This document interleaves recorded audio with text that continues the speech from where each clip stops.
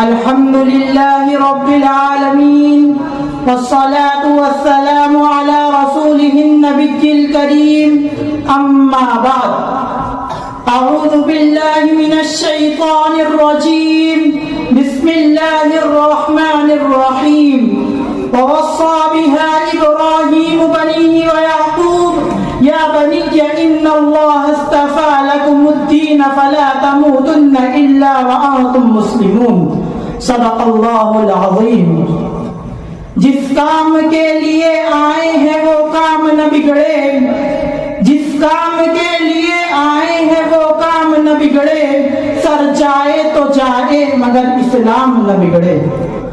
معزز سامعین، اسٹیج پر رونق افروز اساتذہ کرام اور میرے عزیز دوستو، آج کے اس انجمن تہذیب اللسان کے سالانہ مسابقے میں میری تقریر کا موضوع ہے شاعر پیارے یا جان پیاری. عزیز دوستو، ایک مسلمان کی زندگی کا مبارک ترین عمل یہ ہے کہ وہ اپنے دین و مذہب اور آقا مدنی جناب نبی کریم صلی اللہ علیہ وسلم کی محبت میں اپنی جان کا نذرانہ پیش کر دے. صداقت پر ایمان رکھنے کے باوجود دین اسلام کی حفاظت اور شاعر اسلام کی زیانت و تحفظ کے لیے جان دینے کی طاقت تمہارے اندر پیدا نہ ہوئی تو ایمان کامل نہیں. یاد رکھو جب تمہیں موت زندگی سے عزیز نظر آئیں گی تو یہ سمجھنا کہ تم زندہ ہو، اور جب تمہارا شوق شہادت پر موت کا خوف غالب آ جائے تو تمہاری حالت اس مردہ کی سی ہے جو قبر کے اندر سانس لینے کے لیے ہاتھ پاؤں مار رہا ہو. اگر تمہیں عزت کی زندگی گزارنی ہے،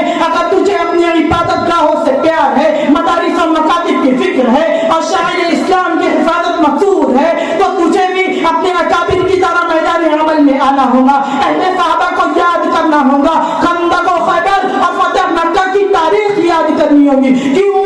اس لیے کہ تیرے اندر آقا مدنی کی صداقت پائی جاتی ہے، خلافت پائی جاتی ہے، جذبہ پایا جاتا ہے. تیرے اندر تو سیدنا حضرت ابوبکر صدیق رضی اللہ عنہ کی صداقت پائی جاتی ہے. تیرے اندر تو عمر فاروق رضی اللہ عنہ کی عدالت پائی جاتی ہے. تیرے اندر تو عثمان غنی رضی اللہ عنہ کی سخاوت پائی جاتی ہے. تیرے اندر تو علی رضی اللہ عنہ کی شجاعت پائی جاتی ہے.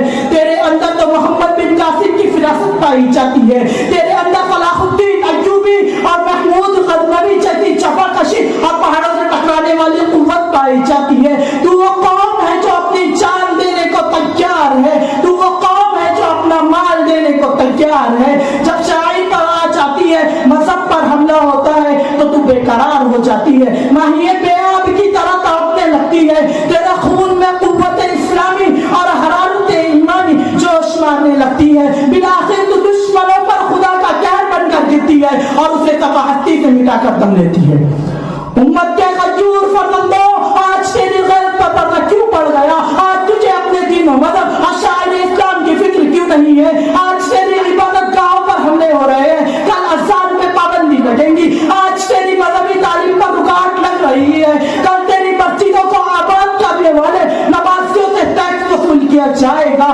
آج تیرے شاعر کی پابندی ہو رہی ہے، کل تیرے مذہب کی بنیادوں کو ہندوستان سے مٹا کر اس پر وہ اندلس کی یاد تازہ کی جائے گی اور پھر کل تیرے وجود پر حملہ ہوگا اور تجھے ہندوستان کی دھرتی سے بے نام و نشاں کر دیا جائے گا. اگر یوں ہی مصلحت کی باتیں ہوتے رہی، مذاکرات کے ذریعے مسائل حل کرنے کے منصوبے بنتے رہے اور باطل اپنے مضموم حوصلوں سے اسی طرح دندناتا رہا، اسے بیڑیاں نہیں پہنائی گئی تو خدا کے واسطے شاعر اسلام کی پامانی سے قبل اپنی زندگی کو موت پر ترجیح دے دو. نہ سمجھو گے تو مٹ جاؤ گے اے ہندوستان والو، نہ سمجھو گے تو مٹ جاؤ گے اے ہندوستان والو، تمہاری داستان تک نہ ہوگی داستان میں.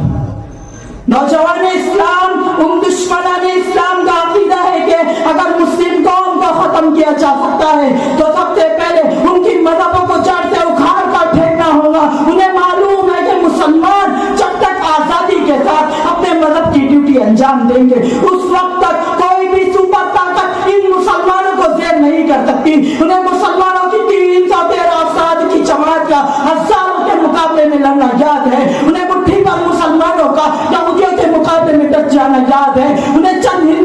مسلمانوں کا انگریزوں کے مقابلے میں سینہ سپر ہونا یاد ہے. انہیں معلوم ہے کہ مسلمان اپنے بازو کی طاقت سے سپر طاقت کو زیر نہیں کرتے، بلکہ ان کو ایک سچے مذہب کی طاقت حاصل ہے جن کے بلبوتے پر وہ مسلمانوں کو ہندوستان سے مٹانے کے لیے اس کے مذہب پر حملہ کرنا چاہ رہے ہیں اور مذہب اسلام کی بنیادوں کو منہدم کرنے کے لیے اس کے شاعر کو مٹانے پر تلے ہوئے ہیں. ملت اسلامیہ کے چیالو ذرا اپنی آنکھیں کھولو اور اس تاریخ کو پڑھتے چلو جب راز تھار کی قید سے نکلی ہوئی ایک غریب بیٹی کی آنکھیں اچھا جن نے یوسف کی آنکھوں سے آنسو بہا دیے تھے، محمد بن قاسم کے قلب کو بے چین کر دیا تھا. بیت المقدس سے نکلی ہوئی صدا نے صلاح الدین ایوبی پر نیند حرام کر دی تھی.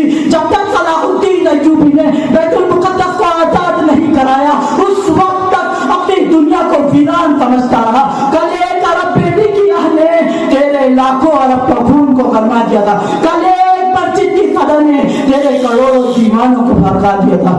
میں انہی چند باتوں پر اپنی تقریر مکمل کرتا ہوا. آخر دعواہم الحمد للہ رب العالمین.